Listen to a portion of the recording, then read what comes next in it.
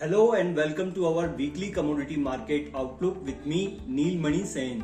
Last week commodity market के साथ में ग्लोबल मार्केट के लिए भी ये हफ्ता बिल्कुल भी सही नहीं रहा, जहां पर मैक्सिमम ग्लोबल मार्केट्स में हमें एक तेज डाउनफॉल देखने को मिला है और अपने वीकली लोस के आसपास वो क्लोज करते हुए नजर आए हैं। इस बड़ी गिरावट के पीछे का मेन रीजन रहा यूएसए की तरफ से लास्ट वीक आए फेड पॉलिसी के आउटकम है, जहां पर एक्सपेक्टेशन तो थी कि 0.25 बेसिस से रेट कट आएगा और वैसे ही होते हुए नजर आया। पर इसके बाद जो काफी इंपॉर्टेंट था वो था फेड चेयरमैन की कमेंट्री, और कमेंट्री में ये कहा गया कि अब वो जो नेक्स्ट ईयर उन्होंने रेट कट की फ्रीक्वेंसी है उसे वो कम कर सकते हैं। इसके बाद ही हमें एक बड़ा कैचअप देखने को मिला डॉलर इंडेक्स में और साथ ही वहां की 10 ईयर बॉन्ड यील्ड में, जिसके कारण ही हमें अक्रॉस द कमोडिटी मार्केट में एक बड़ी गिरावट देखने को मिली, जिसमें बेस मेटल से लेकर के प्रीशियस मेटल्स और साथ ही क्रूड ऑयल में भी एक बड़ा डाउनफॉल देखने को मिला हायर लेवल से। फिर वहीं पर यदि देखें कि अब नेक्स्ट वीक में भी यदि हम बात करें तो आने वाला वीक अब क्रिसमस की छुट्टियां स्टार्ट हो रही हैं, साथ ही न्यू ईयर सेलिब्रेशन रहेगा, जिसकी वजह से मैक्सिमम ग्लोबल मार्केट और ग्लोबल मार्केट के बड़े बैंक्स हैं जो वो हॉलिडे पर रहने वाले हैं।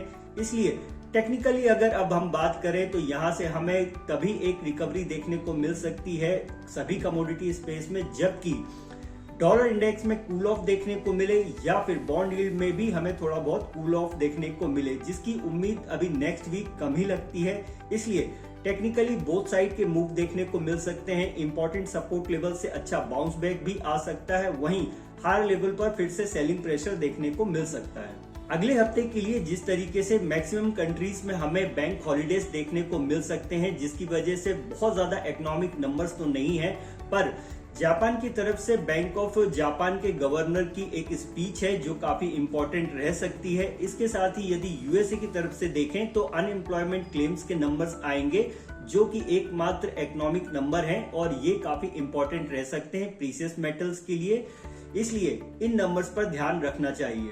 अगले हफ्ते के लिए गोल्ड के एक वीकली सपोर्ट की यदि मैं बात करूं तो 74,300 के आसपास इंपॉर्टेंट सपोर्ट लेवल है, वहीं रेजिस्टेंस यदि देखें तो 77,700 पर बनता है। सिल्वर में यदि इंपॉर्टेंट वीकली सपोर्ट देखें तो अब 86,400 है और इसके नीचे फिर एक बड़ी गिरावट देखने को मिल सकती है। वहीं रेजिस्टेंस देखें तो 93,300 के आसपास बनता है।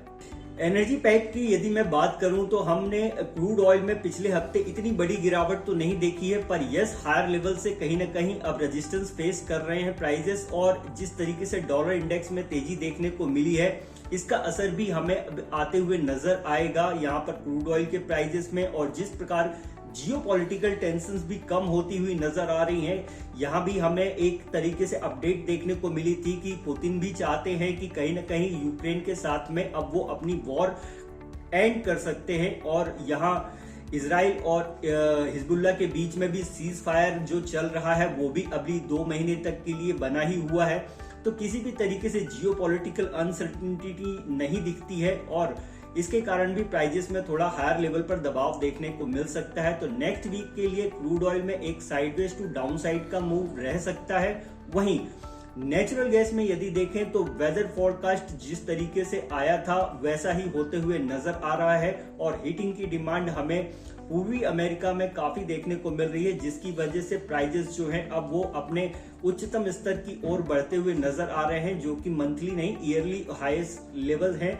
305 रुपए के ऊपर की कल हमें क्लोज देखने को मिली है एमसीएक्स मार्केट में, और यहां से अब आने वाले दिनों में और तेजी देखने को मिल सकती है और ये तेजी कहीं ना कहीं 340 के लेवल तक भी जा सकती है। वहीं यदि इंपॉर्टेंट सपोर्ट की बात करें तो सपोर्ट लेवल्स यदि जाते हैं तो फिर जरूर है कि हमें एक डाउनफॉल भी देखने को मिल सकता है। For next week crude oil के लिए एक इंपॉर्टेंट सपोर्ट लेवल की यदि मैं बात करूं तो 5,700 यानी कि 5,700 पर इंपॉर्टेंट सपोर्ट है, वहीं रेजिस्टेंस 6,140 पर बनता है। नेचुरल गैस के लिए इंपॉर्टेंट सपोर्ट लेवल है 285, वहीं रेजिस्टेंस अब रहेगा 340 के आसपास।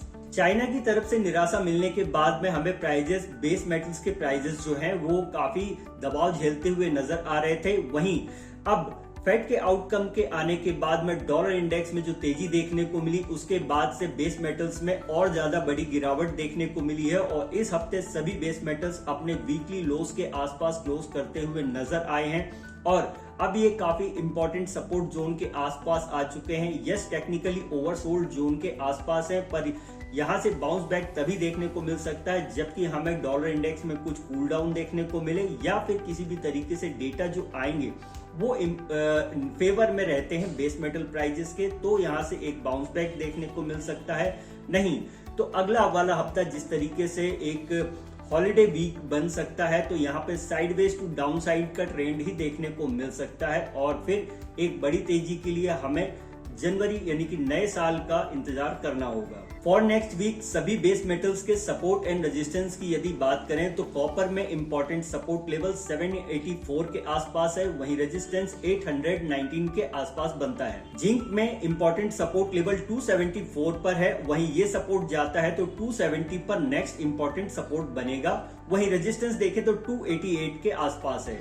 एल्यूमिनियम में एक इंपॉर्टेंट सपोर्ट लेवल 238 के आसपास है, वहीं अब रेजिस्टेंस यदि देखें तो 247 के आसपास देखने को मिलेगा। लेड अपने वीकली सपोर्ट्स के आसपास है, जहां इंपॉर्टेंट सपोर्ट 173 है, वहीं रेजिस्टेंस 180 है। तो ये था हमारा इस हफ्ते का weekly commodity market outlook. Such as more update please join our YouTube channel and like, share and comment also. Thank you. The content provided in the video is for informational and educational purposes only. It does not constitute or imply a recommendation to engage in any securities transactions or investment strategies. We do not provide personalized advice or determine suitability for individuals' financial needs. Please conduct your own analysis and consider your personal circumstances before making any investment decisions.